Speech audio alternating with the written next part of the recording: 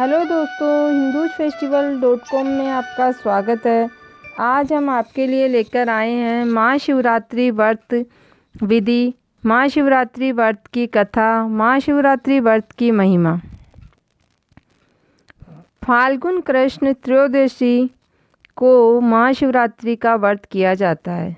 इस वर्ष यह व्रत गुरुवार दिनांक 11 मार्च 2021 को है।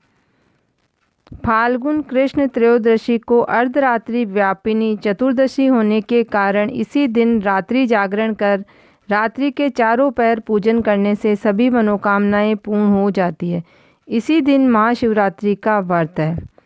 श्री महाशिवरात्रि व्रत की महिमा।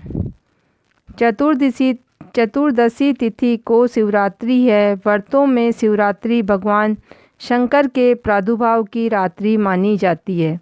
शिवरात्रि मुख्य रूप से फाल्गुन मास में कृष्ण पक्ष की चतुर्दशी तिथि को मनाई जाती है। इस दिन भक्तजन समारोह के साथ उपवास, पूजन, अभिषेक, भजन तथा रात्रि जागरण करते हैं।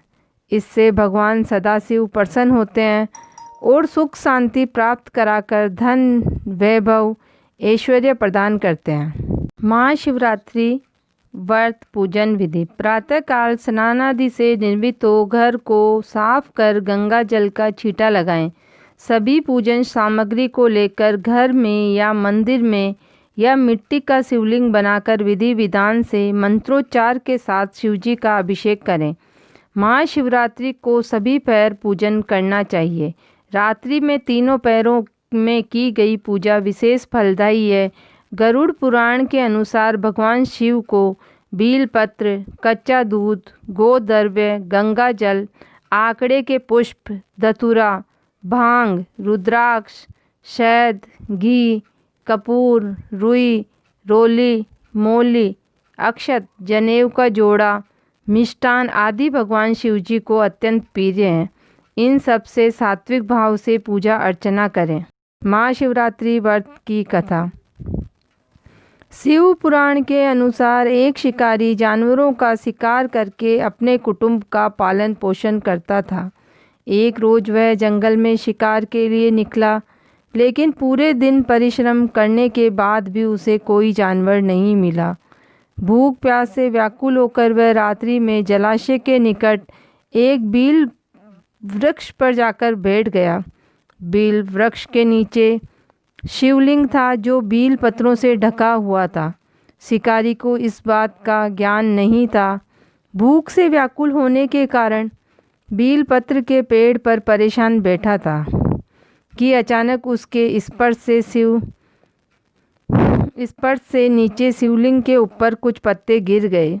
शिकार के इंतजार में पेड़ से पत्ते तोड़ तोड़ कर नीचे डालता जा रहा था और अनजाने में ही सारे पत्ते शिवजी को अर्पित हो रहे थे। रात्रि का एक पहर व्यतीत होने पर एक गर्भिणी मृगी तालाब पर पानी पीने आई।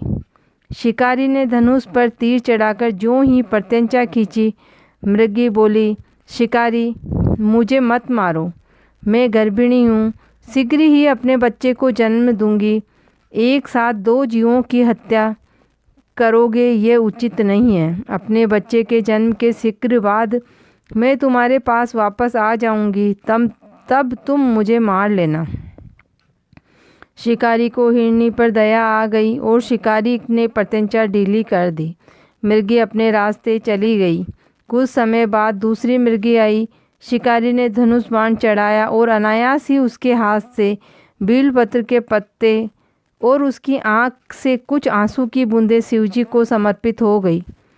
शिकारी की दूसरे पहर की पूजा संपन्न हो गई। मृगी ने प्रार्थना की, आप मुझ पर दया करें, पर शिकारी ने कहा, मेरा परिवार भूखा है।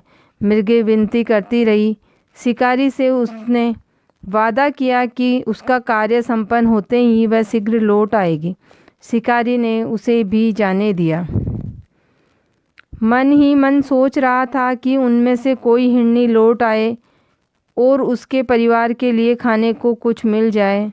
इतने में ही उसने जल की ओर आते हुए एक हिरन को देखा। उसको देखते ही शिकारी प्रसन्न हुआ।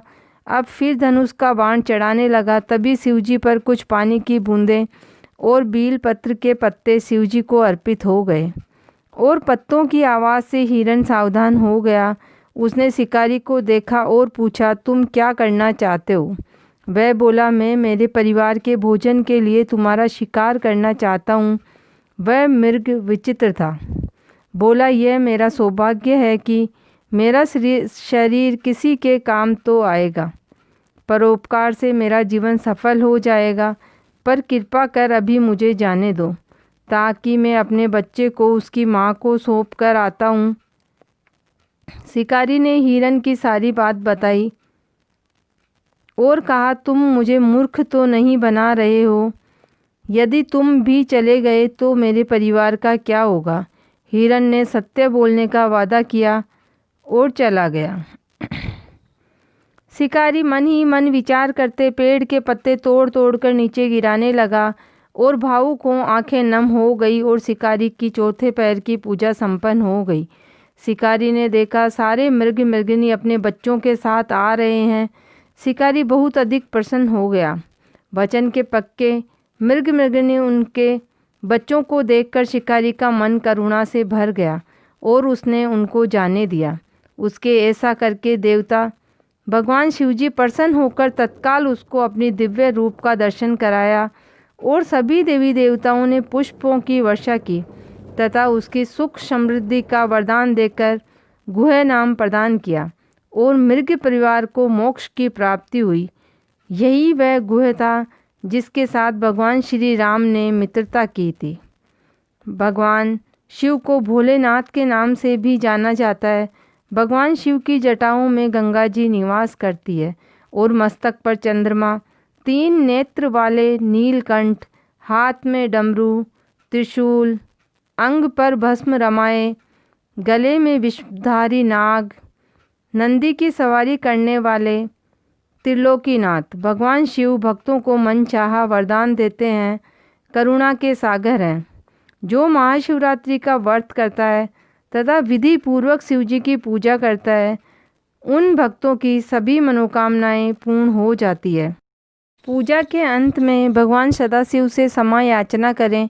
आवाहनम न जानामि, नैव जानामि पूजनम, विसर्जनम न जानामि, क्षम्यतां परमेश्वरम। ओम नमः शिवाय, ओम नमः शिवाय, ओम नमः शिवाय।